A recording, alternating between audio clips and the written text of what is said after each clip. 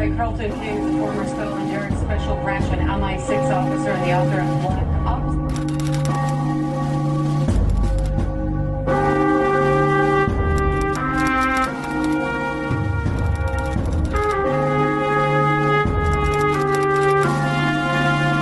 I was undercover for Special Branch in the jihadi organisation.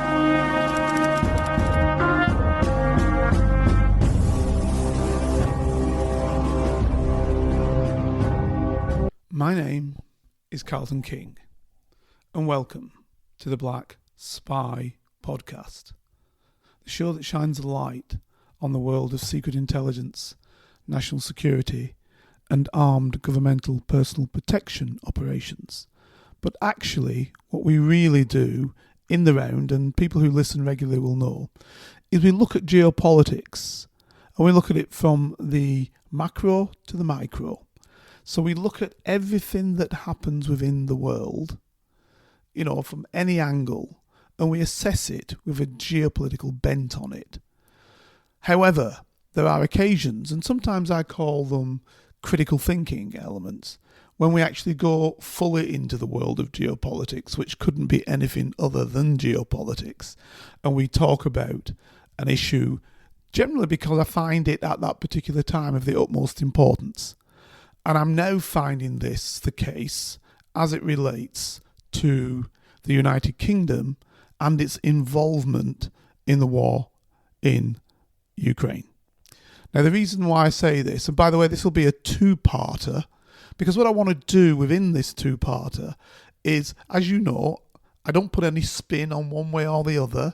I just give you the analytical facts, if you will, utilising my knowledge in the world of secret intelligence, national security, and my other knowledge, I should say, about being amongst politicians forever and a day within the realms of the highest politicians from around the world, and having, talks with some of these people on various things. In addition to my actual work, which I did within secret intelligence and national security. So why am I saying this? Because what I want to do is I want to give you a kind of an understanding of why I feel that we are in a very dangerous situation. But I want you to make your own decisions as to where we are. So with the help of various clips from various countries, what I'm going to do over this week and next week is I'm going to look at the Ukraine itself, because in the West, in Europe, we very rarely get a full picture of the Ukraine, and I want to give that full picture so you can make your own decisions up. Full picture of it, because we are supporting the Ukraine against Russia. So because we're supporting the Ukraine against Russia, we're allowing the negatives of the Ukraine. So example, the corruption, where the money's gone, the extremely high losses that the Ukrainian people are suffering. And when I say people, I'm talking military, because actually civilian dead are not that great. If you were going to put it into context of civilian dead in Gaza and civilian dead in the Ukraine, or civilian dead in Iran and civilian dead in Ukraine, there'd be no context. So we're talking about military dead. Now, that doesn't mean that just because you're in the military, you don't have a right to life. You do. And if you've involved yourself in battles because you thought one thing, but it's probably another, under false pretenses. I used to say this a lot to Americans when I was in Iraq or Afghanistan with those guys, as I was very, very often, from the inception from 2003 onwards, all the way through till 2011, 2012. I used to say to people when they'd bring up, we're in Iraq because Saddam, did this and that in the Twin Towers. I'd say, be in Iraq, fight for your land, but don't fight for it under false pretenses. Saddam had nothing at all to do with 9/11. And a lot of people would say, what? Because they didn't know. And I think that's where the Ukraine is. And I think our understanding of the Ukraine is based on that. Our understanding of the Ukraine doesn't take into account, and I won't go into much depth because I've done it before on some of the of my earlier programs on the Ukraine, for the pure and simple reason that people were saying inaccurate things that I knew were not true. So I wanted people to understand the truth of these issues. So therefore, I expounded them in various episodes prior to this one. But now, to my mind, it's actually personal. It's personal because my life now and the life of my families and your life, if you're in the United Kingdom, and to be fair, in some other parts of Europe, is on the line. Because in allowing the Ukraine to utilise weaponry, I believe we, the United Kingdom example, just to give you the example of the weaponry I'm talking about. I'm not even talking about the storm shadows or stuff like that, which is highly technical, and everybody knows, and Putin has said it 3, if not 4 times already, and many of his other officials, particularly Medvedev, if he ever gets into power again, has said it, that allowing Storm Shadow and various other weapons from various other countries in Europe, be they the German system or the French system of cruise missile, to attack into Russia, shows that they are part. When they're saying he's meaning the countries that provide those weapons are part of the battle against Russia. And what he's saying is, Medvedev in particular, now this is why I'm getting fearful, because now actually this is what's being said from Putin, and in not so diplomatic language. He's generally very, very diplomatic and very, very circumspect, because anybody who knows anything about Russia should know that he is pro-Western, and indeed he's been pro-German in the past. And he definitely thought that Russia should be part of Europe rather than standing away from Europe.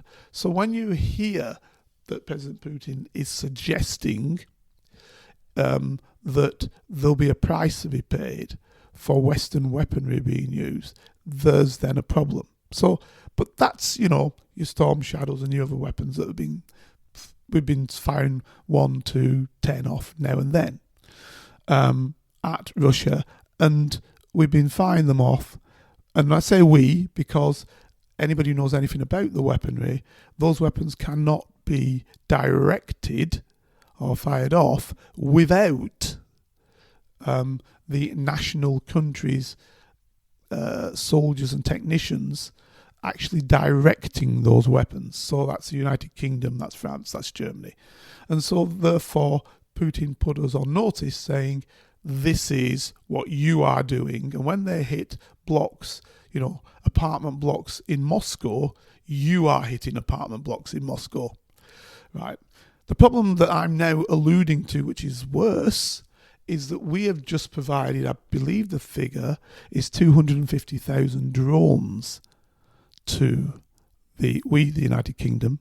I must stipulate each time, drones to the Ukraine. And the Ukraine is using those drones now to attack civilian targets. If you're involved in a war and your military targets get attacked, well, you're involved in a war. So Russia, you've got to suck that up. But civilian targets now, and I know in the Second World War we were bombing civilians left, right and centre and we didn't care about it. But now we pretend that we do care, and there's supposedly international law which suggests we shouldn't be attacking civilians. And I know other countries are getting away with it, but there is law to suggest we shouldn't do it. But that is now happening. And you're fighting, or we are fighting now, because we're doing that, we're fighting a nuclear power. But it's not just a nuclear power now, is it? Russia now, with weaponry such as the Oreshnik and the Bavarik and various other weapons that are not nuclear powered, could hit us back devastatingly without going to the nuclear threshold. And that will then leave a question. Now, the argument would be that if Russia, for example, did what it's suggesting it's now going to do, which is attack the factories that build these drones inside of Britain, inside of Germany. France has been a little bit more circumspect with the drone angle so far, but it's probably not going to be for long. But Russia's talking about potentially hitting those factories in those two countries with non-nuclear weapons. Then we'd have to ask ourselves, what are we going to do in return? And the reason why I say it that way is because we don't have any air defences that could stop Russian missiles, particularly not the Operation, because nobody does. But let's just say they just use drones, a swarm of drones. We still don't have that air defence capacity either. And neither does Germany on the level that you need, that has been shown in the war in the Ukraine, that one would need to prevent such weapons from being stopped in an attack. So this is where we are. And to my mind, I think we're poking the bear. Let's use that terminology. We're testing Russia's perspective about us. But what angle I want to come from is, why are we doing that? Very quick potted history. Obviously, since all the way back to Gladio, which was the stay-behind situation that was created by the OSS and subsequently the Central Intelligence Agency. The OSS was the forerunner of the Central Intelligence Agency, the Office of Strategic Operations from the Americans. And then it then became, in 1947, the Central Intelligence Agency, who was generally during the Cold War controlling those particular external activities of the United States inside of enemy territories, which it would perceive then in those days of the Cold War. So the Ukraine was seen as a weak link because during the Second World War, many a Ukrainian, even though it was part of the Soviet Union, in order it perceived it to foster its own independence, had worked on the side of the Germans and then were in SS units, Stefan Bandera's people and stuff like that. And these people went out and exterminated a whole lot of Russian people, Poles as well, by the way. But that's by the by on this particular issue.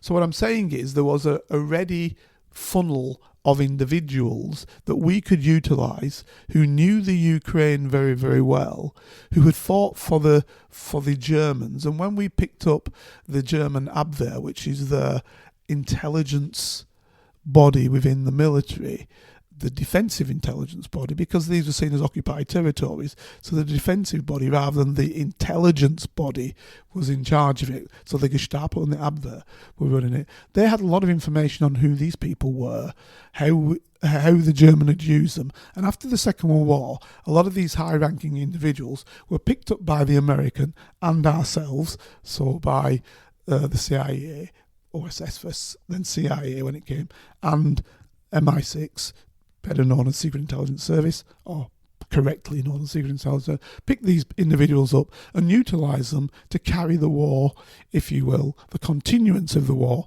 behind the Iron Curtain into the Soviet Union, using these type of individuals to do it. And by far the American was the one who was controlling this sort of issue more than most others.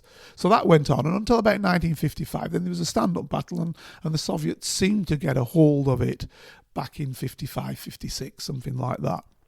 But there was always this position to utilise these people, even post that. So then when the Soviet Union fell, 1991, there was this position that these are the type of people that we probably want running the country. And I'm talking about now certain parts of the United States government with the CIA in it, and also the State Department, to be fair, not just put everything onto the CIA. And that as Russia fell into total and utter decline, and Yeltsin was being used for Western companies, by the US, for Western companies to get a large piece of the pie, because Yeltsin was giving everything away. It was seen as, pretty much okay. That's the way it was running. and the Ukraine was given a piece of the pie. And of course, at the time, we had this massive corruption aspect where mafiosi were taking over, buying out people or making people give their land to them or whatever it was. And this happened both in Russia and in the Ukraine and in many other of the former 15 Soviet republics in different ways. Putin came to power, and it's pretty clear that he actually put a stamp on that and started to knock that out and get rid of that sort of mafiosa, and did a deal with some of the more wealthier mafiosa: stay away from politics and you stay alive, come into politics and you get sorted out. I mean, that is potentially the message that was provided. And I'm saying potentially because obviously I wasn't sitting there on a wall, I don't know, but you can see from analysing it that that's the situation. Now, in the Ukraine, that was never really got a handle of. Until, of course, Ukraine started murmuring that it wants to join the European Union. Now, I think at the time, in joining the European Union, I don't think that was necessarily negatively perceived or seen by the Russian. But what they couldn't have is joining NATO.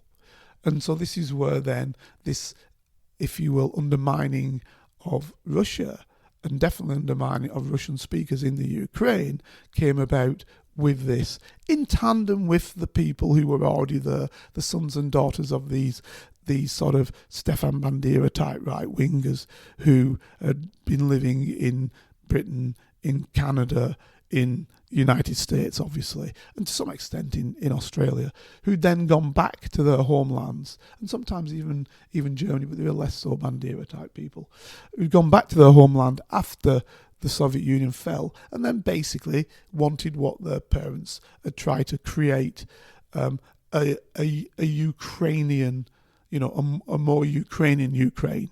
Get rid of Russian language, etc., etc. And I know because I was speaking to some of these guys, so I know exactly that's what they were talking about. So fast forward that, you have the MIDAS coup, which was a CIA-oriented coup. We know that because we got recordings of it. And if you go back, I'm not going to go through it because you go back to my history, back through some of my programs, you'll see that that's all recorded. I'm only saying this because I want to put the other angle. So what I'm trying to say is, so why are we supporting a Ukraine that, frankly, is problematic? Even at the best of times, it was problematic. So the reason why I've given you that sort of feel is because what I'm finding now is that our media is no longer fully articulating both sides. There was a BBC programme that was done very, very well back in 2016, which was talking about neo-Nazi Ukraine. It was the BBC, the British Broadcasting Corporation, a governmental body run by the United Kingdom government, effectively, that was putting that over. You won't see that anywhere now. Right. So my question is, how are we, the average citizen of the United Kingdom, and obviously beyond, this programme goes all over the place, how are you going to understand what the real situation is with the Ukraine? So what I want to do is I want to actually play pro and negative, because again, I'm just straight down the line. I don't care which way it is, but I'm just going to play it down the line because I like people to have the knowledge and the information. I'm going to play you some television programs. One is quite long, created by pro-Ukrainians themselves, okay, about where they see the Ukraine and where they see corruption in the Ukraine. Now, what I should explain to you is, and I think I'll do that in part 2, by the way, that pro-Ukrainian program, giving you the history of the President Zelensky, where he was born, where he came up from, what he did, what he promised, etc., etc. I'm going to play you that in part 2, because what I want to do is play you one of the very few, actually, European Union programs which explains, when I say European Union programs, it's from, basically, Portuguese television, the English service that is international. And it's an interview taken by an individual who is connected to, in terms of researching and understanding and looking into, the two bodies that were set up to look into corruption in the Ukraine. Now, the bodies were set up to look into corruption prior to the war in the Ukraine and the invasion by the Russians. So, or the special military operation, whichever one you want to take.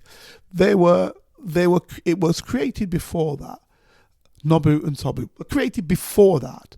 However, the strength of it has increased during this time period. And I explained why, again, several months ago now, on one of my programs, because I have friends within the US Army CID, and because when I worked for the American, I was aware with the General Accounting Office of the United States, something came to my ears about an investigation by the US Army CID into massive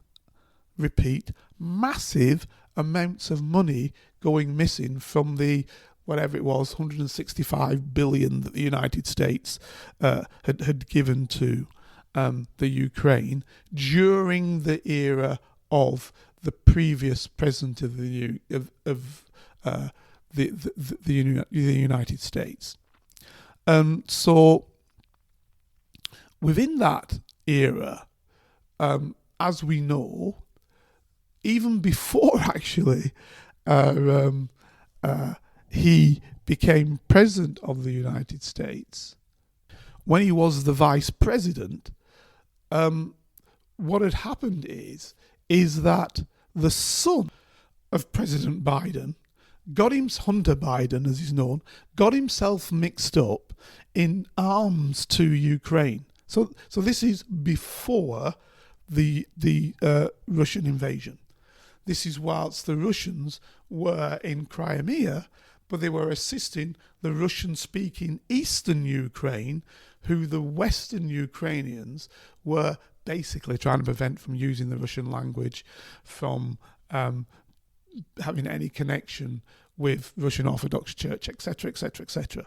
Now, at that stage, President Putin was not saying these areas in the Donbass, etc., should be part of Russia. No, he wasn't saying that. He was saying stop killing the 14,000 people. And as you know, and I went into it previously, and you can listen to it previously, the West involved themselves in trying to prevent it.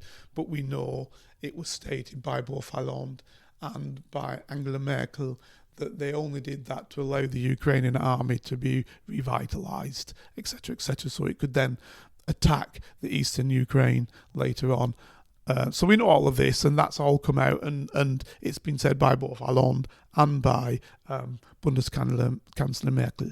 So they both said this is what they did. They went into an agreement with Putin, but actually were foxing him. So this is not something that's pretended. It's a fact. It's known that was done.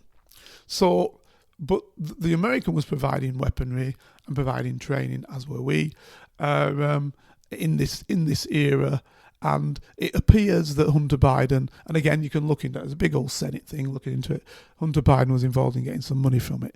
We also know that Trump was trying to force Zelensky, who then had already become president some time before, to actually put pressure to give him the information on Biden so he could use it against Biden, because Biden was a vice president when this was happening, but he was running for the presidency, so he could use it against Biden. And this is the whole Senate committee that then looked into the fact that President Trump was trying to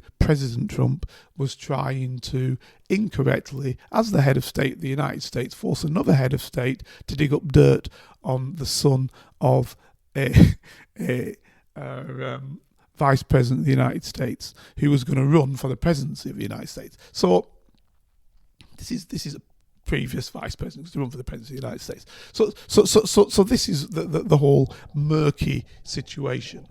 But so that was already had, people looking at this. But as I said, when the war happened and massive amounts of monies were provided by President Biden to the Ukraine and President Zelensky, one can argue because they already had a relationship back to Hunter times, but again, that would have to be proved, that this was done. And frankly, then the Government Accounting Office of the United States looks into, where such money is, especially when they're at that massive level, where that money's gone to and what's been bought by it. And then they said it's missing. And then so the Army CID, because the military aspect, has been looking into this. I think also some of the other forces, systems of intelligence and investigation. So the OSI, Office of Special Investigation of the Air Force, has been looking, but my contact's in the Army CID. So I just know about the Army CID, has been looking into this, which is said to be a massive amount, literally a massive amount of money gone missing. So this is the background to that. But what I'm going to show you, what you're going to listen to from the recordings that I make, won't go into the military side, because the military side actually is really cut off presently for the simple reason that the Ukraine is fighting a war. And so therefore, nobody's going to look into the military amounts of money and the military armaments, etc., because that would then look as though you're undermining the war effort. And the president could argue that this shouldn't be done, President Zelensky. Now, President Zelensky tried to stop the corruption investigations on everything last year, and he took a hit, actually. The Ukrainian people came out and said, no, this is going to have to carry on. Now, you will hear, which you don't hear on the BBC, right, or any of the other services, you will hear how most of Zelensky's closest individuals are involved in this, how some of them have run off to Israel. Zelensky is a Russian Ukrainian of Jewish heritage and is connected, and quite a few of the people he had in the top echelon with him were also of Jewish heritage, and some of them have run off to Israel, where the reason why I mention this, where Israel will not send Jewish people to stand for crimes in other countries if you're in Israel. So many of them have run off to Israel, quite a few, to try and stay away from the long arm, or could it be short arm, of Ukrainian corruption investigations.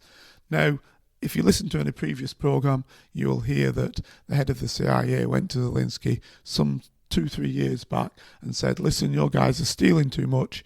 Something's got to be done, right? You got to stop this. And it's that threat that made Zelensky allow for the investigative aspects to go through. Now, just like with a couple of sitting leaders, whilst they are sitting as leaders, they cannot be investigated. So BB's one, that's why he still sits there. BB's one, he will not go, because once he goes, he'll be investigated fully. He's just been into police investigation recently, but they can't put him in court because he's a sitting head. Zelensky cannot be looked into and sat in. They've got a code name for him, and you'll listen to the programs, you'll hear it. He also cannot be put in front of a trial whilst he's sitting. And to be fair, neither can the United States leaders, which is why they can be impeached, but not only impeached by the Congress impeaching them. Right? So you see, once you're the sitting leader in many countries, you are free from that investigative tool of policing coming against you. So what Zelensky tried to do, which is the same as what Bibi did actually in Israel, is he tried to make the control of these judicial investigative bodies come under the Attorney General, which he then would obviously choose because he's the head of government, right? And the Ukrainian people, even in wartime, came out last year and said, no, not having it, which is exactly the same as the Israeli people did with Bibi as well. So both Netanyahu and Zelensky have tried the same angle to get themselves off these potential corruption charges, and neither has worked. So you can see the connection there. And this is the geopolitics I'm talking about. This is how we make the connections around. So my point through this is, do we really want to put ourselves, the United Kingdom, at risk of being, if you will, attacked by Russians? And they will say, not attacked. The Russians would say that we are retaliating to what the British have done to us in terms of British weapons being used to kill our people. And they'll say the same about the Germans and about the French. Now, what might save us in Britain, and I'm not saying it will, but it might, is that right now the Russian people have begun to hate the Germans again. They've now begun to hate the brother Slavs. In the beginning of the war, there was no hatred against the Ukrainians, really. They were just seen as brother Slavs. Unless, of course, they took into account what was happening in eastern Ukraine, and there became more and more hatred in that region, but it didn't spread throughout the whole of Russia. Now, from what I'm hearing, many Russians now, because Russians have lost dead. They've lost a number of dead, quite a few. I'd say probably dead or injured 500,000 people. That's nothing to be sniffed at. Through 6 years of the Second World War, we only lost 450,000 people. And that was including some of our colonies people, not just British people. And that was including the Blitz and including the whole 6 years of war of the British Army. Now, yes, people fighting on our behalf lost more people, like the Indians who lost 300,000 soldiers and then 3 million from starvation feeding us. But the point is what I'm saying is, if you look at our losses, so 500,000 people is nothing to be sniffed at. Yes, obviously the Ukrainians have lost up to 1.5 million people, maybe even more. Dead people, even more. But the Russians can't turn around and say, we paid no price for it. Right? So Putin's feeling the heat. This is the point I'm making. He's feeling the heat. And this guy is now being forced down a road of having to retaliate. We don't want that. We do not want that.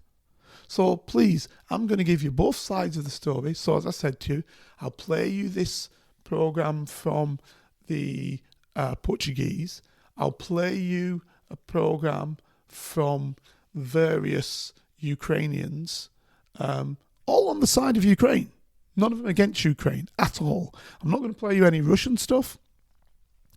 And I'm just going to play you stuff about how they perceive the Ukraine and how they perceive the corruption and how they perceive what's happening. And wonder why we are not getting this information. And there's one that I will play from, the European Union's own station. And the European Union is absolutely totally pro-Ukraine. So again, the European Union, even in Euronews, has put a little bit on. But I'm hearing very little from us in the United Kingdom. And we seem to be going out on a limb. So our Prime Minister basically is trying to cover his, if you will, home wars by his external presence. And I don't think it's worth it. That's basically what I'm saying. I'm not the Prime Minister, but I don't see why we should be involving ourselves in a war in a country that has, to us, no interests at all, that does not affect our lifestyle in any way, shape or means, that was not a colony of us, so therefore we owe it nothing. We owe it zero. It did nothing for us, right? Was not in any way, shape or means connected to us in any way, shape or means, right? But yet still, we're putting our life on the line for it. We're spending billions, not millions, ladies and gentlemen, tens of billions on this issue. And to me, it looks like we're spending tens of billions just to say we are players. This is what it looks like to me. That we are still international players. And this is a theme I have, that I think we in the United Kingdom need to come to terms that the empire's gone. and that we are a good, don't get me wrong, a good middle-standing country that can be even better if we concentrate on the United Kingdom. and for all those people talking about the boats and all the money we're spending on the boats, this is a pittance in relation to what we are doing in the Ukraine and to what danger it can bring to us. And I don't want it to be when it's too late and some Russian missiles have hit us and then all of a sudden we're saying, why did this happen? Because we're not informed. So get informed, listen to some of the things that I'm going to put your way during this and next week's programme, and then make up your own minds. Simple again.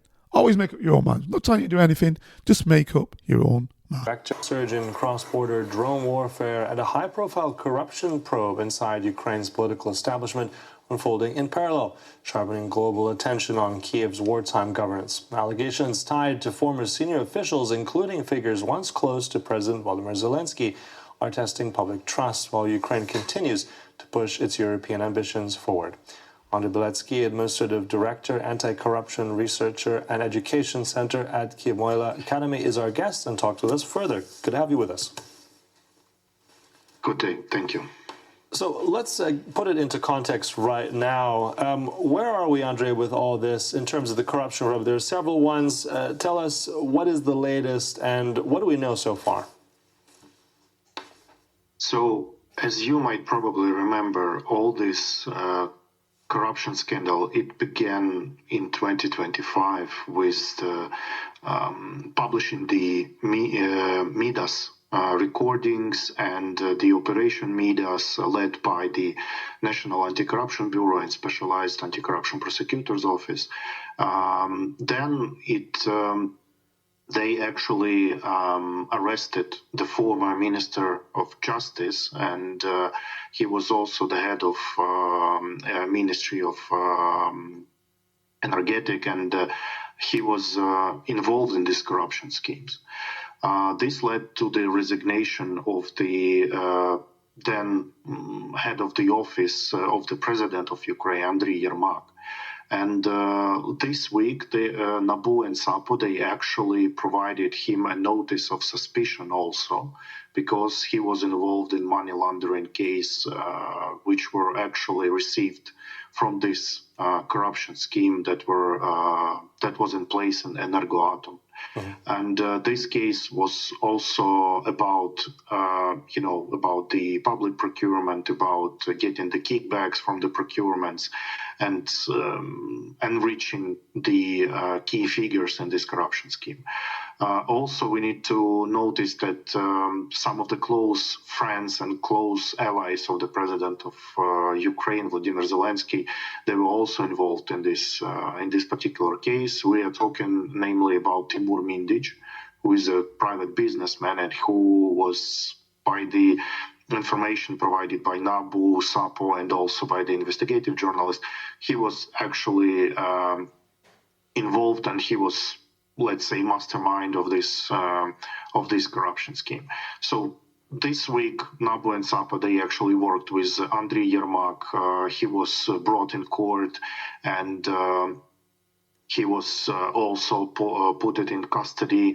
But it was also said that he need to, if he want to bail out, he need to pay a bail. And if I'm not mistaken, it was around 140 million hryvnias for him to leave the custody. Mm-hmm. You mentioned a lot of high-profile figures. Energy Minister resigned. You mentioned the business connection. Energy is one area. Then we also have procurement, defense. This former head of the president's office, Mr. Yermak, as well. I mean, if you look at it on one hand, I mean, this is a lot of things to process, and it will be shocking to many. It already has been. But then let's talk about the accountability process. And what does that say? I mean, you mentioned NABU and SAPO, and just tell us how they're operating, and do they have what they need? And let's say how the Ukrainian public perceives the accountability that's going on right now. Yeah, let's start from the beginning. What NABU and SAPO, they actually do. NABU is the investigative authority, so they have the powers to investigate high-level officials in Ukraine. Also, some of the international officials. SAPO is the prosecutor's office for anti-corruption investigation. So they are controlling the procedure. They are reviewing, they are providing the mechanisms of overview of NABU, of what NABU is doing actually. So they have the powers to investigate the high-level officials, and they have started to do so back in 2015, 16, and etc. And we have these authorities only for 12, 11 years. So if we're talking about the public perception is always like bring us someone to responsibility. We want to see high-level officials, bring into the criminal responsibility. So they will go to the jail, so they will have some jail time. We will confiscate all their assets and etc., etc. But again, we have to consider the context that we're in, because NABU and SAPO, they have different obstacles. They have political interference. They have not really full powers, or they lack some powers in order to do their work properly, independently, and in a full version of what they can do. So and we also need to remember about the last year events which took place in July, when the government tried to eradicate the procedural independence of NABU and SAPO. So they tried to put the prosecutor general in the top of these two authorities. So the prosecutor general will have the opportunity to review all the criminal proceedings. He will have the right to say which proceeding will go to which law enforcement authority. So, for example, we have a high-level official who is being investigated by NABU and SAPO. And in order to let this high-level official to go free, the prosecutor general can switch the investigative authority to national police, for example, who doesn't have the capacity to investigate the high-level official, right? Or, to just get rid of the case. So, it is really important to support the independence and full capabilities of NABU and SAPO, which public also understands. Yeah, interesting point. And you mentioned something that we remember last year of actually President Zelensky, who was very much against some of these powers that NABU and SAPO had. And he later changed his mind because of the public reaction to that. They were not happy that he was trying to curtail that. But having said that, and looking at these high-level authorities, these people very close to the president, and you said they face certain hurdles in all this. So how much are we close to real accountability here? Or will there always be a hurdle for true justice here? I mean, this is a tricky question, but is there a limit to how far NABU and SAPO can really go here? Well, I think this case is going to be a test, a real test to the question that you rose. So if they bring these kind of officials to the responsibility, if they bring these kind of allies of the president to the responsibility, I think later on it's going to be easier for them to deal with this kind of political pressure. Because, I mean, the higher level of the official is going to be just the president himself, right? Or ex-president. So if they are not really successful with this case, it's also be a marker for other high-level officials that, okay, you see, these guys, they were higher on the hierarchy, right? They were higher than us in the positions. They were closer to the president, and NABU and SAPO still hasn't reached them, right? So they will understand that, okay, probably we can do something, but not really big. So it's literally gonna be a test. But not to say that NABU and SAPO have not got any results. There has been criminal indictments for judges, for prosecutors, for, not so high-level officials, but still we have some successful cases of bringing people to justice for, corruption or corruption-related offenses. Mm-hmm. And we know that Ukraine is very much aspiring to European Union membership. That's still a long process ahead. But when we have these kind of overlapping issues, corruption allegations, but also a process of accountability, in your mind, how is this perceived in that road to join the EU? Is this work in Ukraine's favor or against it? Again, in my personal opinion, I think that lately this narrative have changed because in the first years of full-scale invasion, even before that, the widespread narrative was Ukraine is corrupt.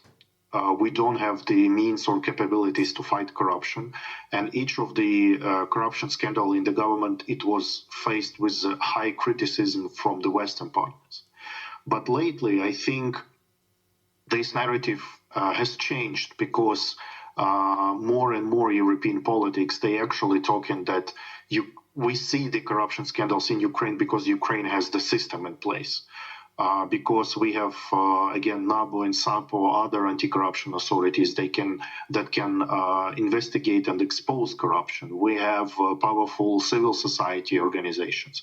We have powerful investigative journalists who can actually expose corruption people, expose corruption schemes, and etc. etc. So now I think it is only a good sign for them that the system is working despite everything. Of course, European Union is closely looking at what Ukraine is doing with the European integration road, because we have the rule of law roadmap for Ukraine in order to become a member of the European Union. We have the benchmarks in different sectors, including anti-corruption sector.